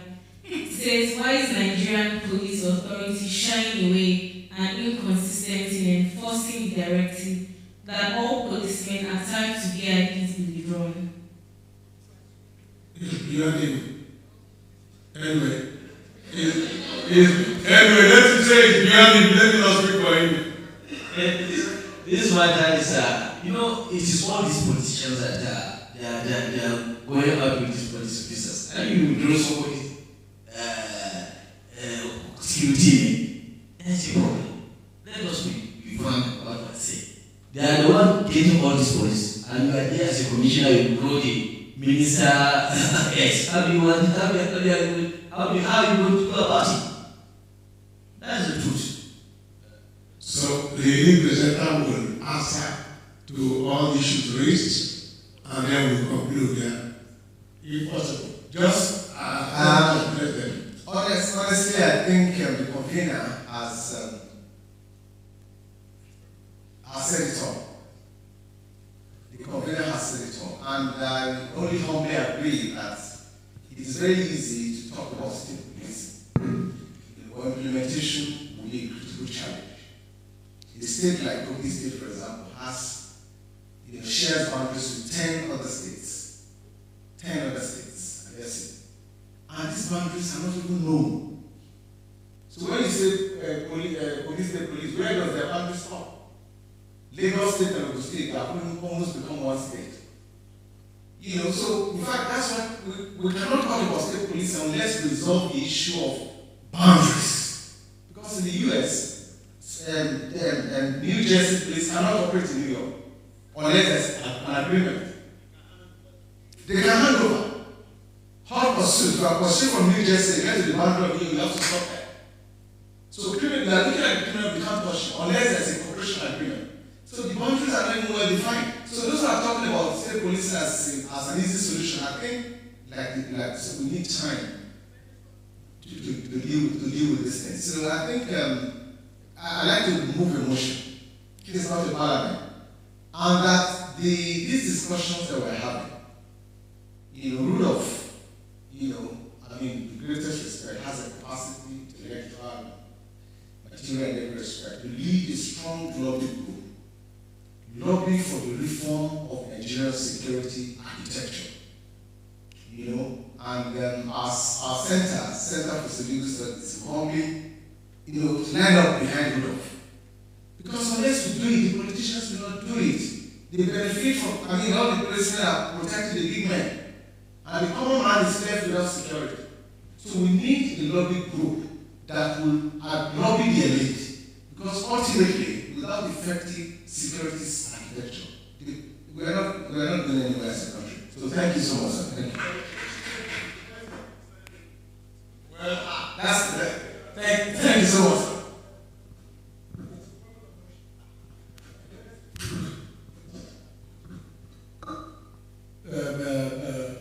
Our leader wishes to call this motion moved by the lead discussant. I support it. so you want to say something, sir? Okay, well, excuse me, sir, just a minute.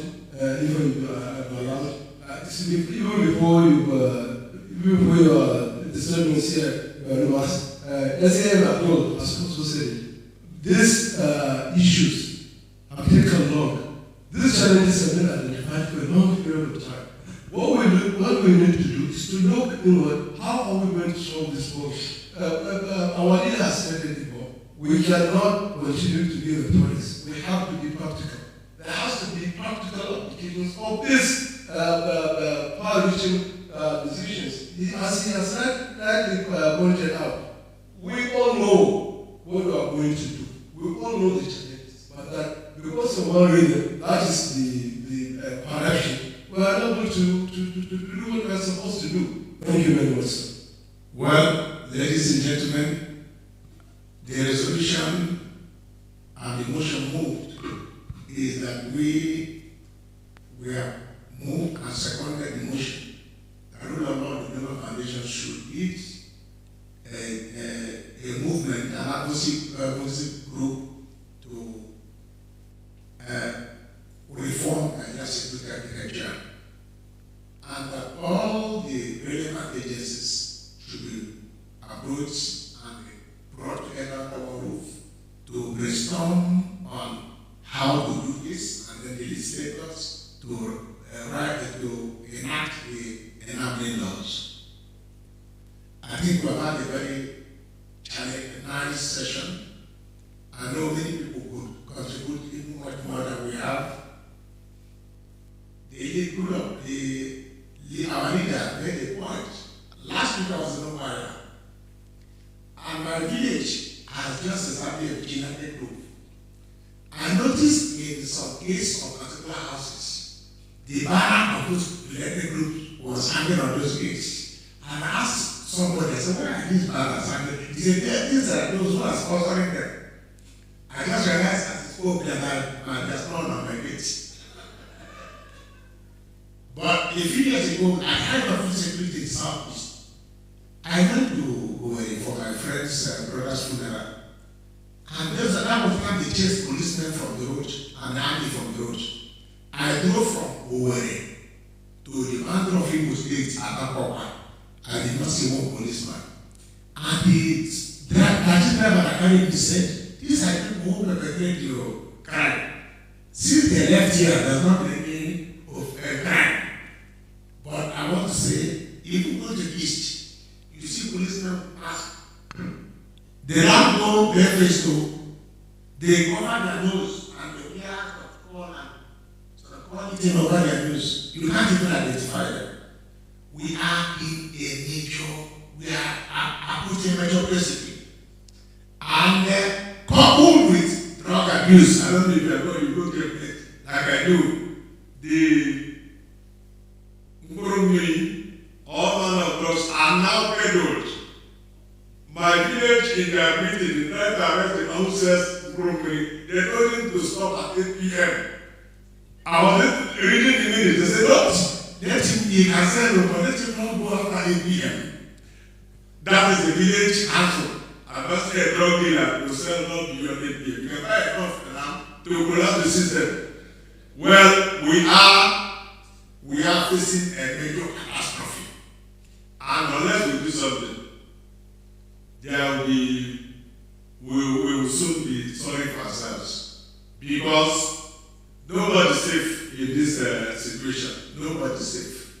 And we'd like to conclude by saying this August session has resolved that we raise up the battle cry to all those who are concerned that we tackle issues head on and begin to come to some agreement as how to proceed to control and manipulate the circumstances.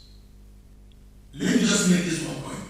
Recently, I got the fear to prosecute on behalf of a company in Abia State. And I let our police, even in the villages, cannot prosecute, cannot investigate the crime. If you see their police diary, and when you call the IPO, how he takes you things, you can't even present those things. So I have to describe one of the criminals. The one that I refunded the book, that's okay. I'm going to go and from the church. You are the only person who can give me evidence that will lead to conviction of the others. So I put him as my witness last Wednesday. And then by the time I finished this trial, I was trouble because he admitted he participated, he got his money, he has refunded for giving him. But this man procured them, this one followed him, this one got the ghost of the treasure and all that. And wondering what will happen at the day of presentation by those people. In the graphics that there's a video investigation. It's so difficult because they're not even police act, ABUJA makes it even more serious that the old method of forcing people to confess, which you can defend the crime within time, is will be far from going away from it. So, gentlemen, thank you for being a very engaging audience. And I'd like to thank our presenters and our discussants, my learned SN chairman, and everybody who's been here. Thank you for making this session a very pleasant session. God bless you.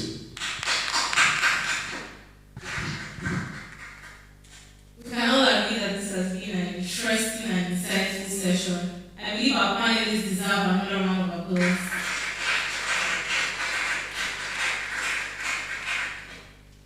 Sadly, we've come to the end of today's session.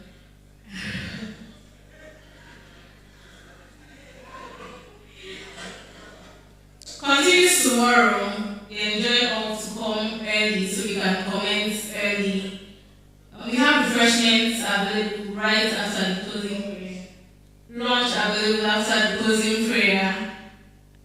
And to close this event, I'd like to call on Mr. Benga Makonjola for the closing prayer.